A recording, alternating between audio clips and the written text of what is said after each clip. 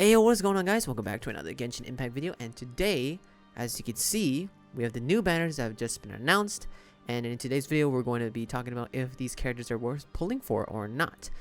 And of course, everything that I talk about in this video is all intended for meta, but if you are not pulling for meta and you're just really interested in the featured grade up characters or your whale, then I'm not going to stop the way you spend your primos. You can pick whoever you guys want. Just a reminder, this is just a gacha game. You can play whoever you guys want. And yeah, everything I talk about in this video is mainly towards more who are interested in potential meta and free-to-play players who are trying to save primos or not. So today we're going to see if Nahida or Yoimiya is worth pulling for. Alright, let's get into it. Actually, today let's just talk about the 4-star first, then we'll get into the 5 stars. We got Bennett, Razor, and Noelle. Alright, Benny boy. Look, Bennett hasn't changed much. He's been the godly support, arguably a hidden 5-star character in the entire game. It's Bennett.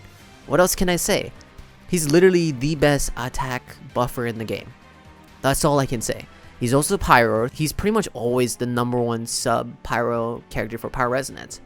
And he's universal, so you can use him literally anywhere besides Hu Tao or any team comps that doesn't want to have attack percent. His burst just gives a huge ton of attack based on his base attack, so make sure you stack up his base attack and as well as ER, and that's it. Easy to build and just pure value. That especially they put him on the Dendro Archon's banner, that's gonna be an insane banner to pull on. So already this is a really good start for this upcoming banner.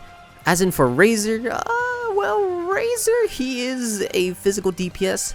That's basically it. He's also Electro, so he has like some synergy with the Dendro team composition. So there actually was this very niche build called like I forgot what it was called specifically, but there was a Hyper Bloom or even a Quicken build for Razor. So you can do that, but you know, I would only just do that kind of niche build if you really like Razor's playstyle. But however, this is personally my opinion, he's not that great. He didn't age that well, unfortunately, so I guess just keep that in mind. And for Noelle, she is a Geo DPS and kind of a support as well. She has a shield for her elemental skill, and then for her burst, she infuses her Claymore into purely Geo infused damage. Her build is pretty easy. She has a really good artifact set. However, Noelle is good once you get her C6 though.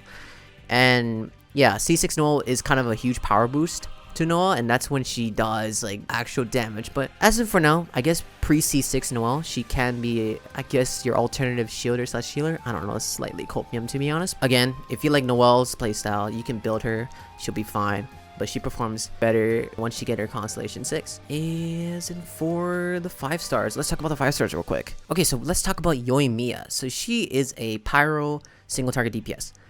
That is about it. Okay, for real, she's kind of gotten treated with too much disrespect at this point. As good as her single target DPS is, this is where her downfall is for her coverage, which is AoE. If you want to compensate for AoE, for Yoimiya specifically, you might need to change up her team composition a bit, like add in maybe Beidou, and then Fischl to battery Beidou. Or if you want to strengthen her single target DPS, then you can add in like Xingqiu for Vaporize, as well as, you know, Xingqiu's water swords. But yeah, Yoimiya, as of right now, is good. However, I don't know if you're gonna...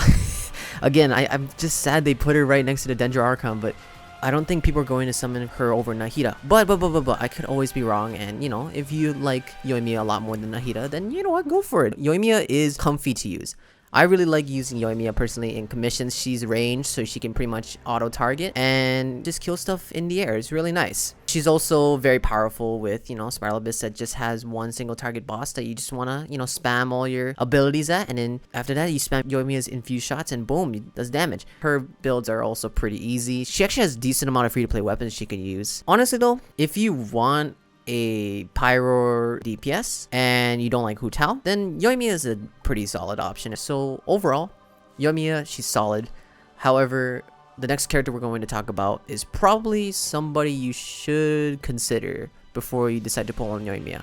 So Nahida, she is going to be, looks like a Dendro driver slash support. I'm pretty sure she's going to be using any Dendro team comps. That's to assume how long her elemental skill application lasts both on field and off field, and as well as the ICD. So again, we don't know any of that information yet until all that comes into the game. But for now, Nahida, like in terms of her kit wise at base, it looks very good. All the buffs she provides from her burst, and the fact that she has AoE dendro coverage and damage from her elemental skill is quite nice.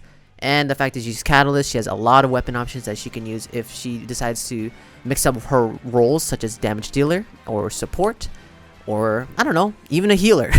But personally, I think Nahida's pretty worth it. Even we don't know what the passives are, or what her in detail gameplay mechanics are. Obviously until we get her, we have to take time to actually play around with her a bit and test around with different team comps. My reasons that Nahida is actually a good pull. She's an Archon, okay? Archons are good already. The fact that she's Dendro, that can apply both on-field and off-field, as well as she's a Catalyst, is already going to be...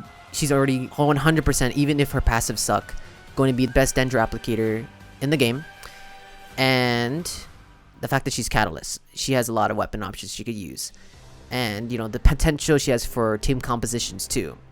We just have to wait until, again, we get more information about her. So, for now, I personally think, no offense to Yoimiya, and look, sorry Yoimiya, I really love Yoimiya, but Nahida I would personally probably pull for, in my opinion. Here's my only thoughts about Nahida. Nahida, she is Dendro. Okay? Just listen. Dendro. So, Dendro is a very weird element because that element by itself has its own reactions. Whereas the other elements like Hydro, Pyro, Cryo, Electro, right? Or the main four, I guess, for those. They have their own reaction, but it's flexible. You can mix up those four elements and then they can all react with each other. So I'm kind of basically saying that Dendro is kind of like Geo and Animal, but it has its own version of its reaction. Okay, so to get to the point, Nahida as Dendro element isn't going to be as flexible compared to Raiden, Zhongli, and Venti, because it's the fact that she is the Dendro element. She is going to be a powerful support, but for Dendro team comps. So I guess for those who cares about when is the Raiden reruns gonna come out? Should I save my Primos for Raiden Shogun instead? That is going to be up to you. If you personally like to play Dendro team compositions, then I think Nahida is going to be a very good pull. However, if you don't care about Dendro and you just want to get the other Archons instead, then by all means go for it. We just don't know exactly what Nahida's strength will be in terms of when she comes out, but I personally think she's going to be a pretty solid character to pull for, and hopefully you guys don't regret it, because again, she is an Archon. Anyways, that's my thoughts on both 5 stars and 4 stars, so let's move on to the weapon banner. Okay, so this weapon banner is quite interesting. Let's get into the 4-star first, and then we'll get into the 5 stars. So, we're gonna start from, let's start from right to left. So this is the Sacrificial Greatsword, and it's fine. It's not that great, to be honest. And look, you may be thinking oh, but Sacrificial Sword is so good on Xingqiu and many other characters. Sacrificial Bow is pretty usable on a lot of the other characters as well. Yeah, but that's the issue with Sacrificial Greatsword. It's just, unfortunately, there's just not too many Claymore users that can take advantage of Sacrificial Greatsword's passive. It's just, for now, not that usable. And until we get maybe a character that's like Xingqiu but for Claymore, then, Sacrificial Greatsword for now is, it's a mediocre weapon. Alright, so I think we're gonna go with, look, I already explained what Favonius Lance does in my other videos, but I guess I'll explain it again. It's a powerful polearm, and the fact that it's Favonius weapon series makes it insane. It's a general energy battery weapon, and it's very good.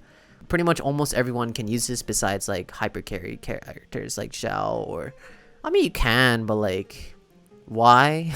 Why would you use it on Zhao when you can use it on your supports instead, We got Witsith, which if I were to guess, Witsith could be Nahida's best 4-star weapon. If you guys remember Witsith's history, it's pretty much the best nuking weapon most of the times. One of the highest valued DPS catalysts in the game. Mostly any DPS catalyst users tends to use Witsith because most people don't have 5-star catalyst, right? So Witsith is a good option in there, and I think potentially could be one of Nahida's best weapons. Okay, so we got Flute. Okay, cool, I guess. Flute is such an outdated weapon. It's just an attack stat stick at that point. It's not that good. And Rust, which only certain characters can use, like Tartaglia or the feature rate up character Yoimiya. And it's really good on Yoimiya, especially with high refinements. it's a really powerful weapon that could even compete with certain 5-star weapons like Skyward Harp or Almost Bow. Yeah, it's a very good weapon. I guess if you don't have it, then it's a very good option to get on Yoimiya. Alright, let's talk about the 5-star weapons. So I guess we'll talk about let's talk about Thundering Pulse first. Okay, so for Thundering Pulse, we got some decent stats here. So base attack is 608, which is pretty good. That's like usually the baseline. And then the crit damage is 66.2%. That's pretty good as well. The passive is increase attack by 20% and grants the might of the Thunder Emblem. So already you get like 20% attack. That's already pretty good. And then you get different stacks individually by different intervals, like based on what you do from this passive. So the Thunder Emblem increases normal attack damage by 12, 24, and 40%. Alright, so the character will obtain 1 stack of Thunder Emblem in each of the following scenarios. Normal attack deals damage, stack lasts 5 seconds. Easy. Casting elemental skill, stack lasts 10 seconds. Okay, so this is already easy. First stack, if you want to get 1 stack, just at least do normal attack. Second stack is casting elemental skill, easy as well. You use your elemental skill, and that's already 2 stacks. And then energy is less than 100%. Stack disappears when energy is full. Each stack's duration is calculated independently. As you can see there, each of them is triggered and calculated independently, so you can get these by itself. Now, the interesting thing is your energy is less than 100%, and then the stack itself will disappear when the energy is full. So I guess for certain characters, you want to basically have just a little bit of energy, but you don't want to have it at full energy. And once you do, then it's gone, the last stack. So just keep in mind, if you're playing Yoimiya, just be careful on how you want to keep your burst up, or you want to be constantly using our burst, and at the same time you want to like maintain some energy for 4-piece Shimenao's effect. So I did hear like some detail like, oh, you don't want to use 4-piece Shimenao with this bow. I think you still can. It's just gonna require like a difficult playstyle to pull it off. But yeah, otherwise, I mean, obviously this is Yoimiya's signature weapon. It's also very powerful for Tartaglia. However, Tartaglia is going to get a rerun in the next half, which his signature weapon is also going to be there. So if you just straight up cannot wait for Tartaglia's weapon banner, then well, Thundering Pulse is already a good option for Tartaglia, so you can use that. Alright, so let's move on to the next weapon. Okay, so we got the 1,000 Floating Dreams, so Nahida's Catalyst, which by the way, this looks awesome. It kind of reminds me of the Artifact Deepwood set, the goblet, and it also, it's a lamp. It kind of makes sense, right? It looks cool too. So let's look at the stats. We got base attack is 542 and elemental mastery is 265. That's quite a lot. That's nice. For the passive, we got 1,000 Nights Dawn Song. So the passive is party members other than the equipping character will provide the equipping character with buffs based on whether their elemental type is the same as the latter or not. If their elemental types are the same, increase elemental mastery by 32. It's kind of like the Gilded Dreams artifact set effect. And if not, the increasing the character's damage bonus from their elemental type by 10%. Oh my goodness, this is gonna be a really good weapon. Each of the aforementioned effects can have up to 3 stacks. Additionally, all nearby party members other than the equipping character will have their elemental mastery increased by 40. Oh snap! I'm trying to think who else could use this besides Nahida. Obviously, this will be Nahida's weapon. Okay, maybe Sucrose. Yeah, Sucrose could use this. As long as you're not using animal, which most of the times you're not. So you're gonna get the extra 32 elemental mastery. So if you count that up times 3, what is that? That is about 96 elemental mastery? That's quite nice. Yeah, it's a decent Sucrose weapon. You get like extra 96 plus 265. So if you do that math, that is about like 361 elemental mastery. That's quite a lot. Dude, that's a lot of elemental mastery. Holy macro. And then not only that, you can technically use this on like, I guess, other DPS characters if you think about it. Although maybe elemental mastery might be a bit too much, so you probably want the damage bonus instead for the elemental type. So if you're gonna do like some certain resonance, like maybe Klee with a sub-pyro character, then you get automatically 20% damage bonus, which is quite nice. Well, other than that, I can't really think of too many characters that would want this catalyst besides Nahida and Sucrose. Also, you give extra elemental mastery to your party members, so that's a really nice buff. Yeah, this is a really good weapon. It looks cracked. It looks really good, and it's kind of also giving me a little hint on how I want to build Nahida. So Yeah, this looks good. It's a good weapon. You get either damage bonus or elemental mastery. That's crazy. And you're giving elemental mastery to your teammates too. That's quite nice, man. But yeah, overall, this weapon banner, solid. It's solid weapon banner. Only though, if you are a Yoimiya main and you're pulling for Nahida, but you don't have Thundering Pulse, this is going to be a very good banner.